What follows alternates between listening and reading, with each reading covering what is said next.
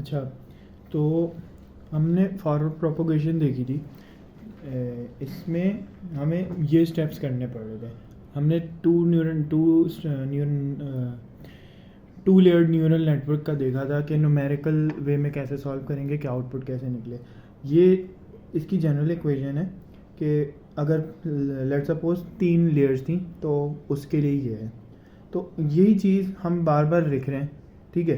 तो इसको लिखने का shorter way in a loop वो कैसे होगा कि फॉर मुझे जितनी लेयर्स हैं मुझे वहाँ तक चलाना है, लेकिन कहाँ से L इक्वल्स टू 1, क्योंकि L ऑफ 0 क्या थी, इनपुट लेयर थी। जिस तरह हमने न्यूरल नेटवर्क का डिज़ाइन जो देखा था आर्किटेक्चर, उसके लिहाज से। और ये लूप कहाँ तक चलेगा, L तक, कैपिटल L मतलब टोटल नंबर ऑफ लेयर्स तक, ठीक है।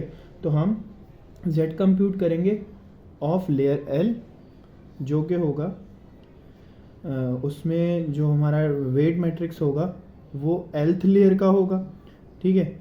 और इस पे हमारे पास AL-1 आएगा। इसका मैं बताता हूँ क्या होता है, ठीक है। और फिर हम A मालूम करेंगे नेक्स्ट, मतलब उसका आउटपुट जो होता है कौन से ये G क्या है, G मेरे पास कोई भी एक्टिवेशन फंक्शन हो सकता है, ठीक है, Z ऑफ L, ठीक है। अच्छा, ये क्या है, हमने बोला यहाँ तो X लिखा हुआ है, तो ये क्या है, इसका मतलब है कि प्रीवियस लेयर का जो आउटपुट था वो इस लेयर में इनपुट बना है, ठीक है। और जो A ऑफ 0 है ना, मतलब L-1 जब आइट्रेशन नंबर 1 चल रही होगी, जब L1 होगा तो L-1 क्या हो जाएगा, 0। तो जब A ऑफ 0 है वो असल में X होता है, ठीक है। तो जब फर्स्ट टाइम ये लूप चलेगा तो X होगा, ठीक है। फिर इस सब की मदद से A ऑफ L निकलेगा, मतलब A ऑफ 1 लेयर। तो जब ये L2 होगा तो 2 - 1 1, तो हमें वहाँ से A ऑफ 1 मिल चुका होगा। तो ये इस तरीके से लूप चलेगा, ठीक है। अच्छा, ये था कि हम एक ट्रेनिंग एग्जांपल है, मतलब X में सिर्फ एक ही ट्रेनिंग एग्जांपल या एक ही इनपुट दिया हुआ है। अगर हमारे पास ट्रेनिंग एग्जांपल बहुत सारी हैं, मतलब M है, तो हमारा लूप कैसे चेंज होगा, कुछ भी नहीं होगा, सब चीज़ें वैसी रहेंगी। हमें उतनी ही बार चलाना है, मतलब जितनी लेयर्स है उतनी तक चलेगा ये।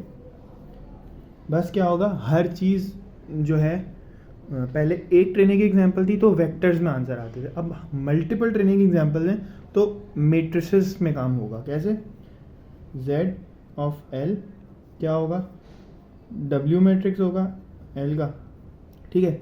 ये क्यों नहीं चेंज हो रहा, क्योंकि हमारे पास जितनी भी ट्रेनिंग एग्जांपल हैं वो सबका वेट तो वही रहेगा ना। तो सबके लिए वेट जो है, लेट्स सपोज पहली लेयर के पहले न्यूरॉन का वेट हर ट्रेनिंग एग्जांपल के लिए वही रहेगा, वो चेंज नहीं होगा, ठीक है। अनटिल और अनलेस आगे हम ऑप्टिमाइजेशन के लिए कुछ और करते हैं, ठीक है, लेकिन वेट सेम रहेंगे। तो इसलिए W सेम रहा, इसके अलावा X कैपिटल होगा। अब पहले X था एक वेक्टर, ठीक है।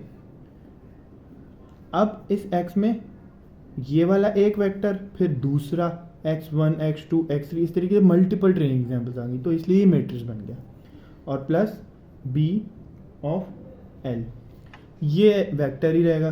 क्यों, क्योंकि जब हम x एक इनपुट के लिए कर रहे थे तब हमारे पास B जो है एक स्केलर वैल्यू आती थी, और अब क्या होगा, वेक्टर्स आने लग जाएंगे, ठीक है।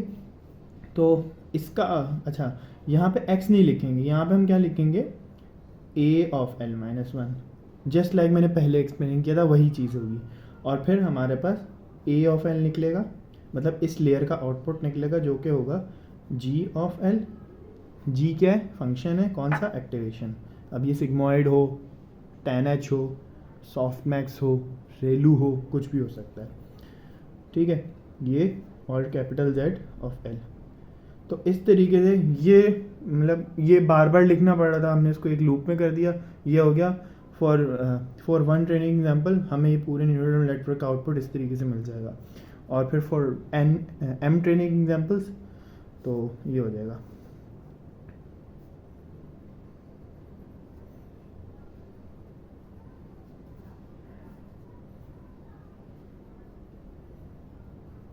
अच्छा, जब हमारी लेयर 1 पे हम खड़े होंगे तो हमें उससे पिछली लेयर का इनपुट चाहिए। तो 1 - 1 0 और a of zero refers to X, जो इस तरह यहाँ मैंने लिख दिया। ठीक है, तो एक तो ये चीज़ समझ लें कि ये किस तरीके से हम लूप में करके फॉरवर्ड प्रोपगेशन